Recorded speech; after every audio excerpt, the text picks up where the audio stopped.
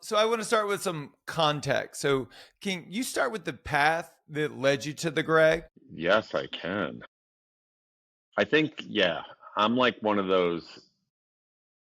I'm a guy about reinvention. I think at the age of 58, I figured out in retrospect that I reinvent a lot. I grew up in Staten Island, and that was part of the path because I grew up in an Italian family. Yeah. And I think that this is a common story for folks in our industry. Like food was everything, right? It was the only point of peace in a very blue collar, sort of very lower middle class family. And from there, I was the first of five kids that actually went to college, out of high school, where all of my other siblings took civil service jobs and, did that.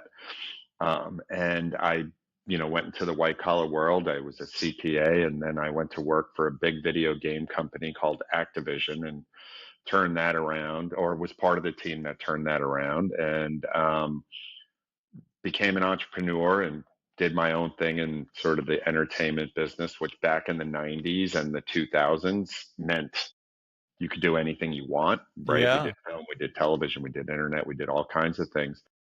And when my partner and I, after I think 20 years, split up doing that together, I was completely lost. And I was like completely fucking lost. And my wife and I owned a house down in Savannah, and it was like sort of an investment property that we bought whimsically, thinking that Savannah was going to one day take off. And I took my dog and I went down there in a little bit of a depression, and I was in my mid 40s because I didn't know what to do next. And I was like, oh, guys that have a little bit of money buy real estate, and I'll be like one of those passive guys who owns real estate. And I bought some buildings in Savannah, one of which was the Greyhound bus terminal that became the Grey. And after I closed on that building, my wife asked me, like, what are you going to do with it? And I was like, I'm going to make a restaurant. She's like, wait, what? What'd you say?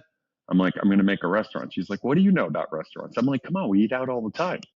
And she's like, that doesn't mean you know how to, she's a very successful professional woman. She's like, that doesn't mean you know how to run a restaurant. I'm like, oh, we're going to give it a shot. And so we immediately started building the restaurant. And I met Mashama Bailey, my business partner, about 6 months into the build, who became my business partner about six Yeah. months into the build. And I think, had I not met Mashama, nobody's ever heard of the Grey. No one's ever heard of what we do. And not because of Mashama, but because of what happened between Mashama and me when we met. And that's when the passion, the codependent passions kind of exploded.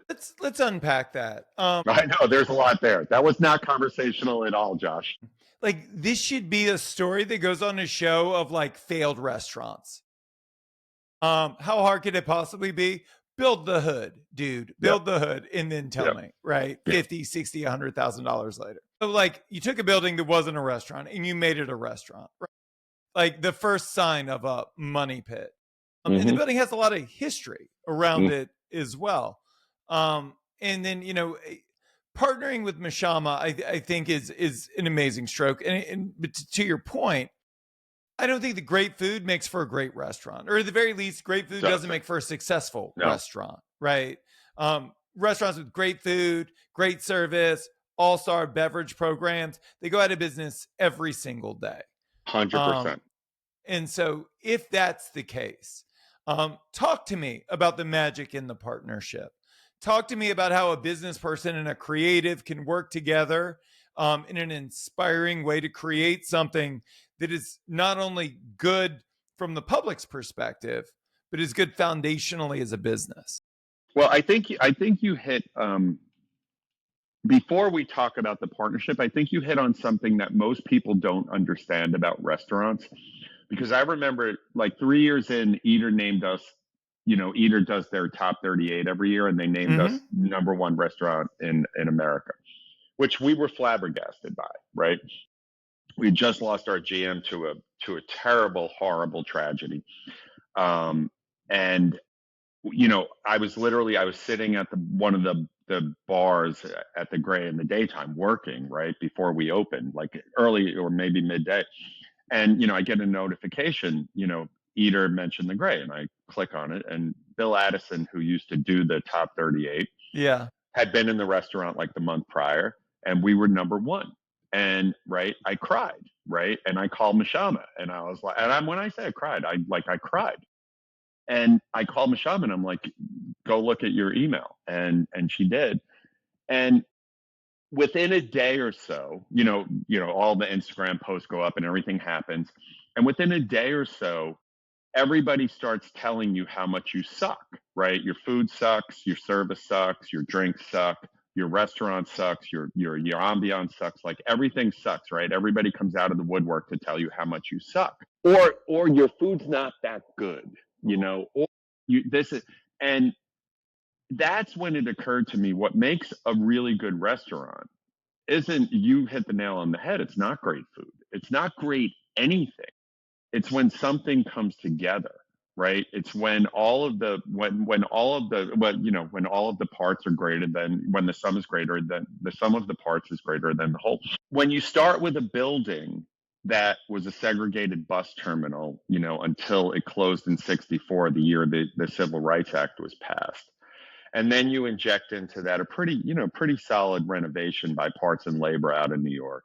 And then, somebody who's stupidly, crazily passionate about doing good things, me, meaning good things, doing them well, and trying to do a little bit of good to make up for all of the shit I did when I was younger. And then you take somebody like Mashama, who's a Black woman who couldn't have walked in the front door of the place the entire time it operated, and is now in charge. Now you've got a really good set of ingredients to build something cool. And that's what happened at the Grey. Like, that was sort of the lightning in the bottle. And that's why I say, like, when Mashama and I met, like, that was kind of the spark that took all of these disparate things that by themselves, is like, Mashama the best cook in the world? No. Right. But is Eric Repair? I don't know. Maybe, I was just at least, top 1,000 restaurants. Like, there are a lot of really good chefs there.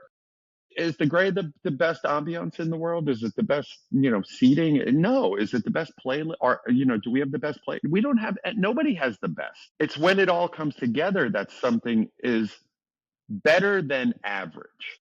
Right. And then it's for, the people who come there, the people who work there to judge, and the people who come there to eat to judge. And, we're 11 years in next week, and we're still doing okay. So we're doing something okay in a really small market, and it's not just about the partnership between Mashama and me. It's about all of those things.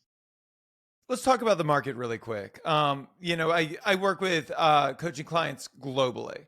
Mm-hmm. And one of the first things that I try and I try and breed out of them is this limiting belief that, the economy and my market and blah, blah, blah, because you hear it, right? Like, you hear it in primary markets, you hear it in secondary markets, you hear it in tertiary markets. There is a lot to love about Savannah, a lot. I grew up in the Deep South myself, in a town that has less to love than Savannah. Mm-hmm. But what I would say is this. I would say that the Deep South in general is economically depressed. I would argue that, like, when you look at the Grey, your price points kind of fall outside typical bands. And I would say that it could easily be perceived as an occasion-based restaurant, which is really going to limit your total addressable market and your overall frequency. And yet, here you are, dude. The average lifespan of a restaurant for 8 out of 10 is about 5 years, Mm-hmm. if they make it that long, right? Mm-hmm. And so here you are, having doubled the averages. What are the limiting beliefs that you think exist in our industry, that you've been able to dispel as an outsider coming in?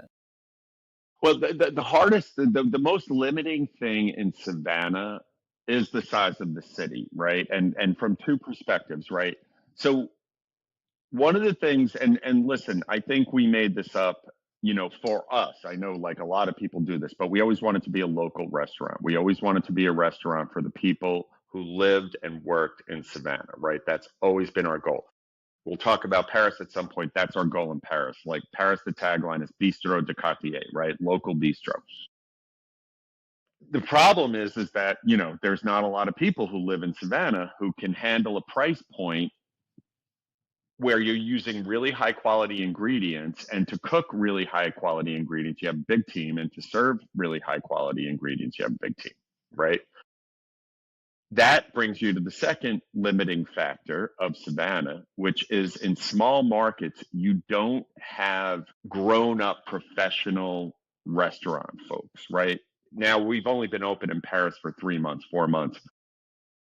And I'm not knocking Savannah, like, because, you know, we can talk about how we've managed to keep enough team to stay open, which there have been some points where it's been really close.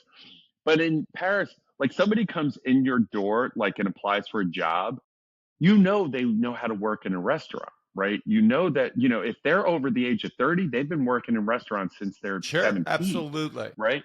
In Savannah, they walk in your door, they literally could be a forklift driver who's thinking about, you know, changing career, and the onus is on you to build that team, educate that team. And there's a lot of upside in starting, you know, with a blank canvas and building it, you know, sort of to understand your steps of service, how you serve food, how you make food, all those things. But those are the two big limiting factors in Savannah. And I think that the way we overcome the small marketness of it is really, really deeply not try to be, but believe in the fact that we're a local restaurant, right?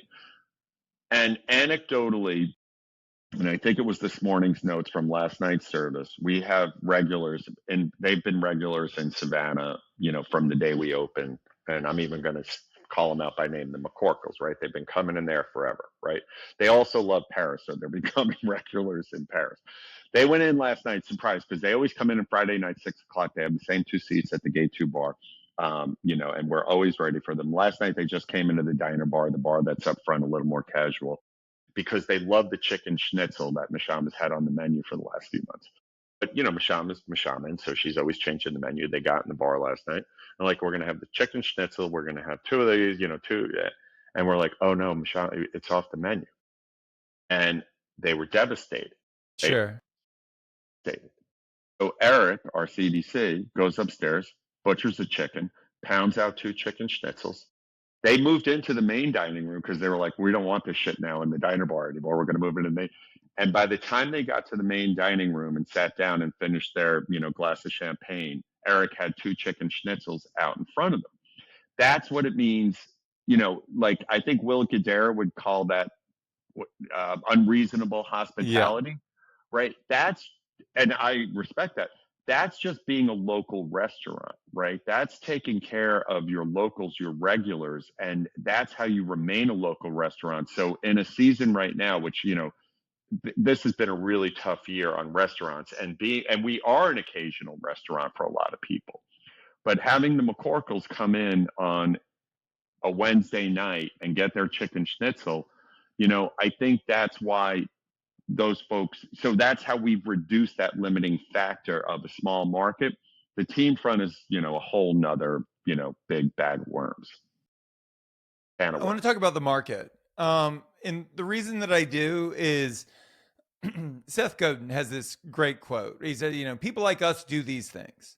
And it's like a marketing ethos. It's an ideology, which I think applies in almost all industries but ours, in the way that it says that, you know, people that go to the gym, right, they probably eat a lot of salads, right, like this and that. There are these correlating behaviors around people, and I truly believe that, by the way.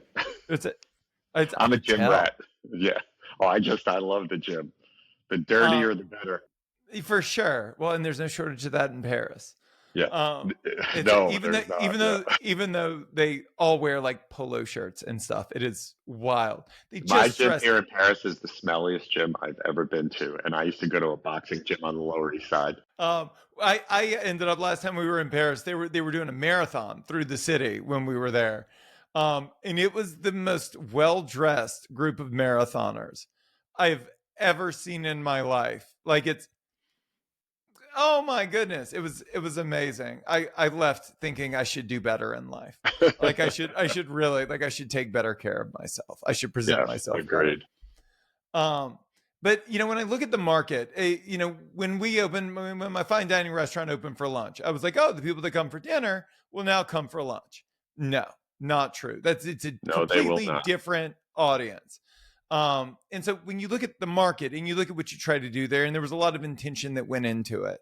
Hmm. As you got into a different concept or an adjusted concept for a different service, for a different use case, how did that stretch you as a restaurateur? What did you learn through that process? What I'm not. I don't. I'm not sure I fully understand the question. So say it to me another way. So this ancillary concept, right? Like there are threads that connect it to the gray. But Meaning talking about in candidly, Paris here, or it's that no, I am talking about in Savannah. yeah, yeah, And so I would ask, like, what did you learn moving into a different tier of dining? yeah, yeah. So I think that we had a call about this the other day, and I think that I think the biggest thing we learned over the last 11 years, like when Mashama did the first menu, like we were kind of an Italian restaurant, right? Because Mashama had just come from Prune, working for Gabrielle Hamilton, who is, if not an Italian file, definitely a Mediterranean file. And so our first menu was kind of Italian. It was all we knew how to do, right? We had country pasta on, we had a steak on, and over the years, we kind of grew into Mashama really, because, we're a chef driven restaurant, right? So chef and food drive everything we do. Everything's in service to those things. But I think the biggest thing that we have started to learn is it's okay that we led the market in Savannah. And in a way, I'm being apologetic in even saying that. Like we're the leaders in Savannah, right? The Gray is the leader in Savannah in terms of we set the bar. Now there's a lot of good restaurants in Savannah that didn't exist back then, right? And but Kyle was doing, he was doing his thing with Hugh Atchison, and now he's like got two or three restaurants. Like Zach is doing yeah, Cotton and Rye, and Common Thread is there now, and Darling Oyster Bar just got there. And without the Gray, like none of that shit would have happened. You know, not ever, because something would have happened. We just happened to be the catalyst for it. But what we learned is don't apologize and don't be ashamed for being the first one in and having taken the risks, and embrace that. And it's okay to move from the Italian menu that we started with to an $85 price fix, which is our current menu, which by New York standards is nothing, right? Right, But for by sure. Savannah standards is high. But don't apologize for that, and embrace that's who we are in terms of that's the food we want to deliver right now. Now, spoiler alert, we're going to go back to an a la carte menu soon, because you have to keep the locals knowing that something else is going on. Because again, going back to that idea that we're a local restaurant first and then an occasional restaurant second, we kind of like to move it around to keep the market engaged. Like you have to have a dialogue, and food is the dialogue that we kind of put forward, and that's how we engage with our market. And once the locals go, all right, I've had enough of this price fix, and they start telling you that, and you get it subtly. You get it when you're talking to somebody in the restaurant, you get it in a shitty review, you get it here and there and everywhere. um, and that's how you kind of continue to address a small market like Savannah. And that's what we learned is humility. Is you have to be humble in this business. If this business doesn't keep you humble, I don't know what business would, because you kind of get kicked in the crotch every day, at least two or three times, For right? And sure. then you have some wins every day, right? Which is also good, right? That's the sort of the ebb and flow of the business. But stop apologizing for being really committed to what you do, because small markets like Savannah want to tell you to stop being committed to excellence. The workforce wants to tell you that.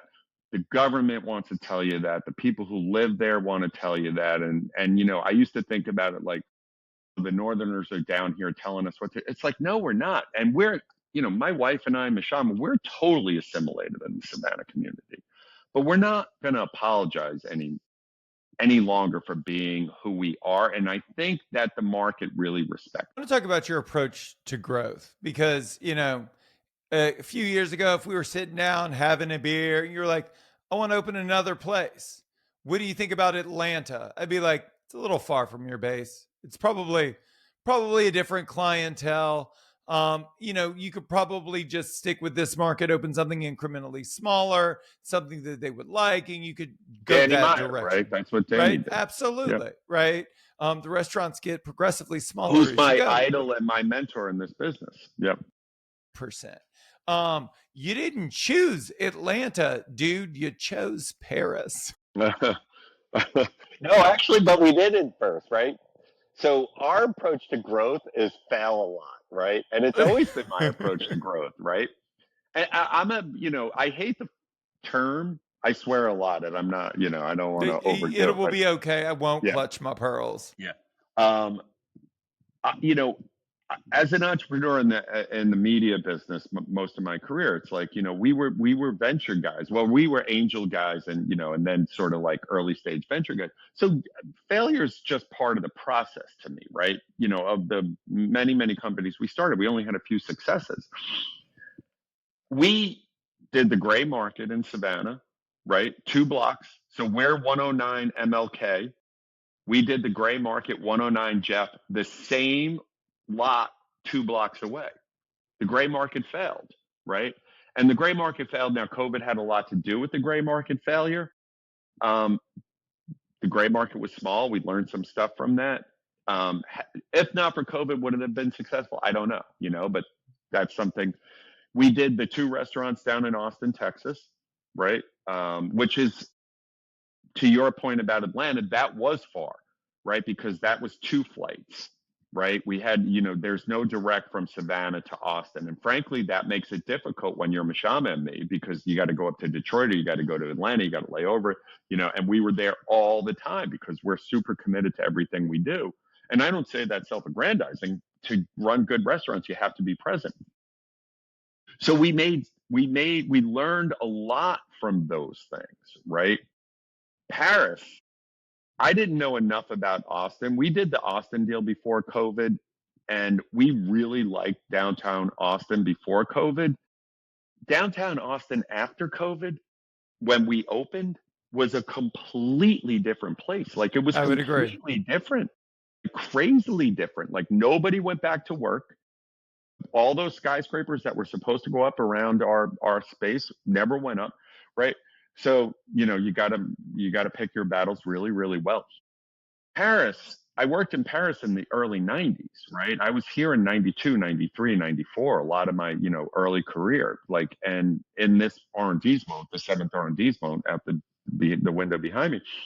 And then Mashama and I have spent a lot of time here over the years, for whatever awards or, pop-ups or, all these things. And then when we wrote the book, we finished it here. We spent 2 months, like literally 2 blocks from here that way.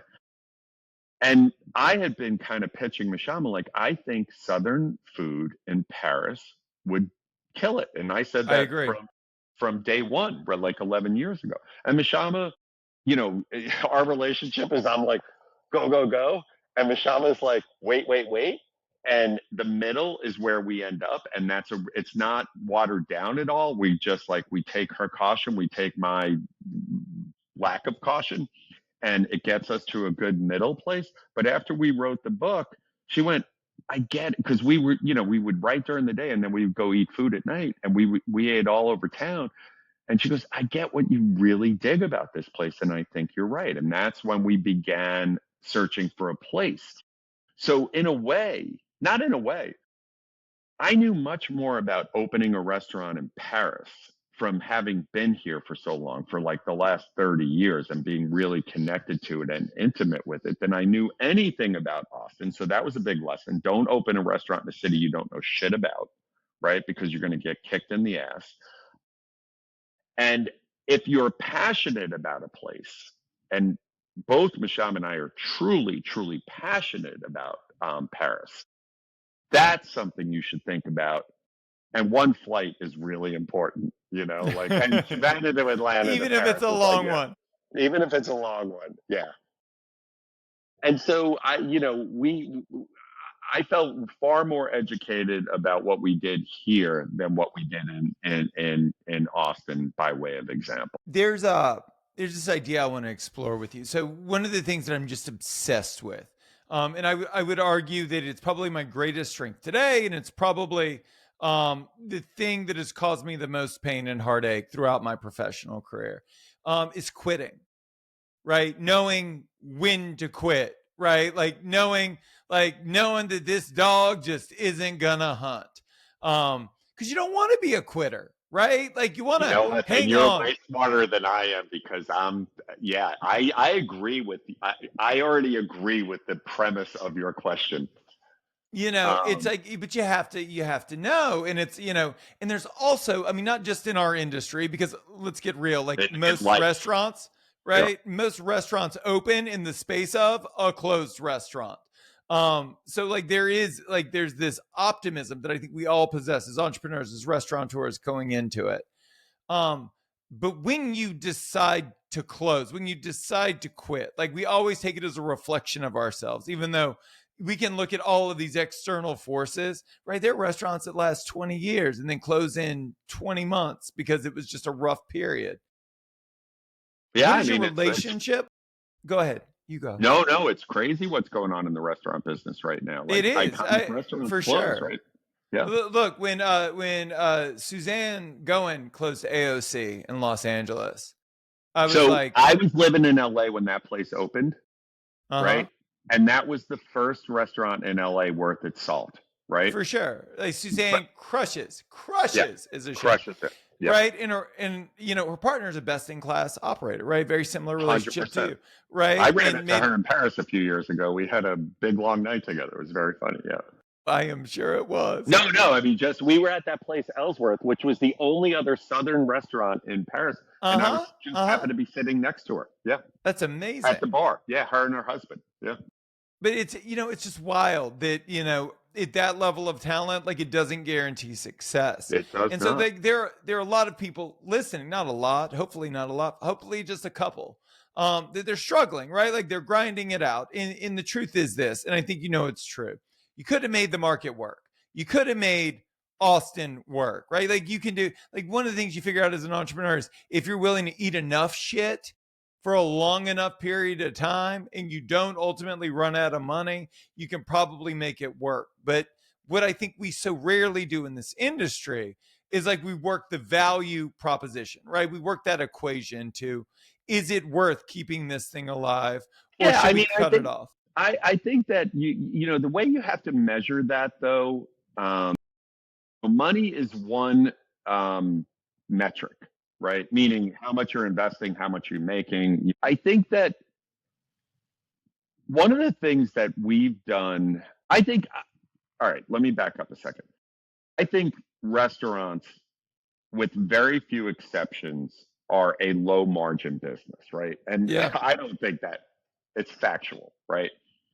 If you're really, really good at it and you're everyday kind of, working at a restaurant, you hope for 7 to 15%, net margin, right?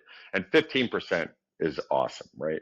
If you're, one of the iconic restaurants in the world, maybe you get 25% and you're doing, 15, 20 million bucks a year. And so that's you're making a good living for yourself. So that's one metric that you measure whether or not you should continue to do what you're doing. To us, like, a couple of years ago, we started talking about not just the gray and not just Mashama Bailey, but we started to talk about Gray Spaces, which is our sort of overbrand, right? And we started to talk about being in the hospitality business, and Mashama's on board with this, right? So don't anybody blow up my Instagram because I'm saying something. It's like, to be in a going, I'm a CPA, right? Going concern is a big thing when you are opining on a business. To be a going concern, you can't have your entire well-being wrapped up in a single person, Mashama Bailey, right? So you have to start to create a brand that people besides your guests respond to. And so we've been very, very focused on that as part of our growth. And, you know, if you are on a Delta Airlines flight, you're going to eat Gray Space's food. If you go to an American Express Centurion Lounge, you're going to eat Gray Space's food. Now, you might see a photo of Mashama, but it's going to be Gray Space's, right? If you come to Paris, right, there's value to us. And I'm not transactional about this because I'm literally working 18 hours a day in Paris to try and make our restaurant competitive in a highly competitive market, because our GM is on maternity leave and I despise her for that. And she's going to hear this and despise me for saying that. You know, having a restaurant operating in Paris adds to the brand value, right? So we pick this city. You have to pick places, as I said earlier, that you're really passionate about and that you love, but they have to be accretive to the growth of the business, right? Austin, pre-COVID, I thought it was a really good deal. And I really love the folks that we were in business with in Austin. I'm still really tight with all of them, meaning the ownership and all that. Post-COVID, it wasn't good. Paris, as long as we don't fuck it up, which I don't think we're going to. I think we're making good food. I think we're creating good hospitality. I think we're teaching, you know, culturally French people to embrace this idea of very, very warm hospitality. Like, I think there's great hospitality in Paris. It's just not warm, right? Southern hospitality is very warm. I would bringing this idea of warmth to the hospitality. I was walking my dogs this morning along the Seine, and this guy comes up and taps me on the shoulder, and he goes, hey, he was also walking his two dogs, Lebanese guy, you know, Parisian Lebanese guy. And he's like, hey, I was in your restaurant the other night and your GM told me that you had 2 Rhodesian Ridgebacks. So I figure you're the guy who owns Larrey, because there's nobody else with 2 Rhodesian Ridgebacks walking along the Seine right now. And I'm like, I was like, oh my God, you know, what is he going to tell me, you know? And he's like, I have to tell you, that was like the best experience. I live in the 7th arrondissement. That was the best experience I've had, you know, for a local restaurant in our quarter. Because he's like, the food was great, you know, and I know who Mashama Bailey is, and my friend told me, you know, we should go there.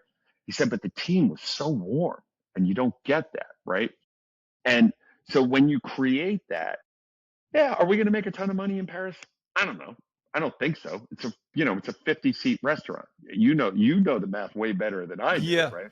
If I keep my food costs at 31% and I keep my labor costs right now at like 35%, how much money can I make in a 50-seat restaurant?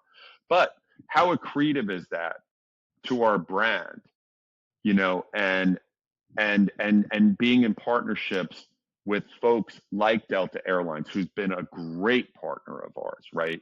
And so I think that you have to think beyond the 4 walls of the restaurant or the restaurants if you want to grow, forget internationally, just, you know, in a way that you're not a slave to the line, or a slave to the host desk, or a slave to the floor every single night of your life.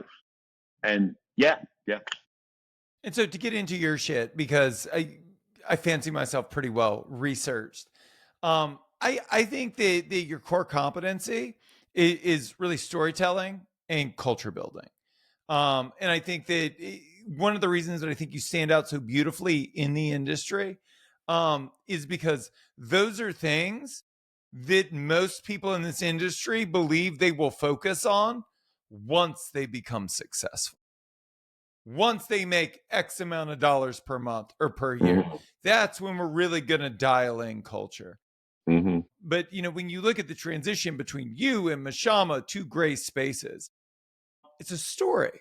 It's a story that you're telling that now not only crosses like, the defining lines of countries, but it's now transcending language, right? The story is I mean, I hope so. You said it. I didn't.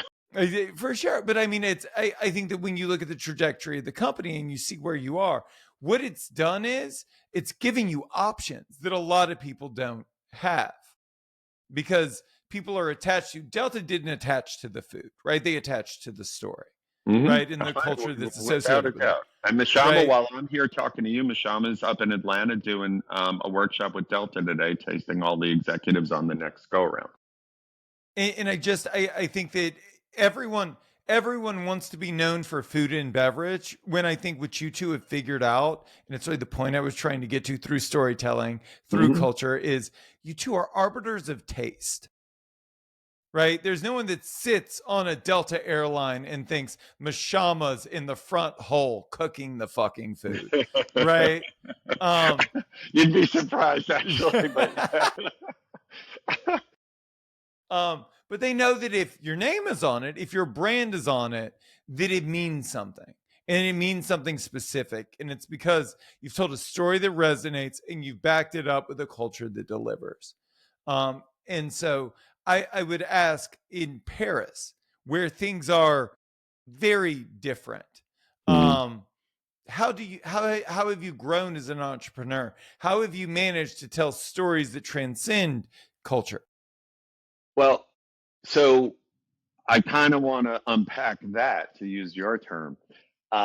Waiting to tell your story until you've made money is oxymoronic to me, antithetical, contrary, whatever term you want to use, because that seems inauthentic to me. Although, there's great hit restaurants and great restaurants that don't do any storytelling, but, are just really good, right? And that's cool. And I like eating at those places.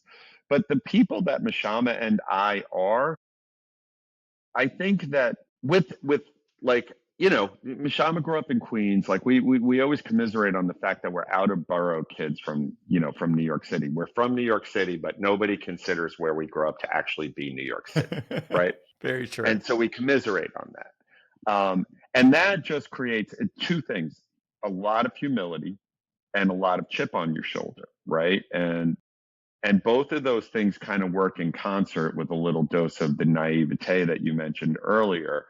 And so when you really look at it, all you really have is, or when we look at it, all we really have is our story, right? My story as, son of a fireman, Mashama's daughter of two social workers, mom from the South, dad from the Bronx, like that's literally who we are, right? So for us, when we open the Grey, that story, that was just like literally built into who we are. And there's times that you talked about limiting factors earlier. There's times where that's a limiting factor, right? Hey, Mashama, somebody wants us to open an Italian restaurant in LA and they'll pay us $1 gazillion to do it. She goes, fucking opening in LA. I'm not cooking Italian food in LA. Like, what do I know about that? I'm like, even for $1 gazillion? She's like, even for 2 gazillion. Like, I'm not doing it, because it's not part of our story, right? Now, Mashama is also, by the way, the best Italian cook I know since my grandmother. Like, she's really, really good at it. But like, so for us, like, there's no other chin to lead with but the storytelling aspect of it. And frankly, we invested all of our profits back into the storytelling aspect of what we do, right? Because you can't, it's almost like, modern design. It's like, how much could that cost? It's like, linear, right? It's like, that's sure. I mean, it's a square box. What could that cost to build, right? When you want to tell stories, you have to invest your time, your energy, your money, and your profits into the storytelling aspect of it. And we've always been committed to that. You know what we suck at on the storytelling front? Social media. We're really terrible at it. You know why? Because neither Mashama or I really likes it that much, right? Sure. And it's so much part of the business. And it's been part of the business since we started, but we're not good at it. And it's now we're going, we need to get better at the story, and we need to get better at the social media storytelling part of this, because we're not effective at that. We're great when you come in our restaurants, right? There's a piece that we just hung in the Paris restaurant that after we wrote the book, we commissioned a painting for our book agent, who did, yeoman's work in helping us get that book published. And we had this painting commissioned for him. And then the artist, our friend Marcus Kenny, who has the piece in the gray that's become kind of famous, he did a second piece, which is Mashama at a stove, a young Mashama at a stove, and a young me sitting on a stool reading a book, and the two of them in like this little kitchen. And we just hung it in the Paris restaurant, just like literally last week. And it's the only thing on the wall. It looks so weird because it's completely stark and there's nothing around it, and it's only like this little square piece. But it's like, oh, now we're telling the story here, right? This is part of it. This is authentically who we are. We didn't ask for this piece. Our friend Marcus made this piece. He made that piece in the gray that's become, iconic in our world. I don't think it's iconic in anybody else's world. And we're just advancing the story now to Paris. So now it feels authentic. And one of the things we did really, really smartly, again, because telling stories is who we are, when we were about to open for dinner in Paris, because we opened for lunch in July, but we didn't open for dinner until September. So we've only had dinner going about 6-8 weeks or something like that. Jessica Harris, the very, well-known food historian, high on the hog, we had her come over because she's annoyingly fluent in French. We had her come over and do a 2-day seminar for our team about why Southern food is important, about diasporic food, why it's important, the connection between the American South and Black creatives and Black cultural leaders and Paris and France, and give it to the team in French, and again, annoyingly good French, but from a historian's point of view. And she's also very, very warm in this very, very sophisticated and elegant way, that the team couldn't get enough of her. And that helped them understand the storytelling. So that's when I say, like, to invest in storytelling is expensive, right? Or it takes investment. It takes resources. And that's what I mean by that. Like, I couldn't convey our story to the team because my French is like so. Mashama doesn't speak French.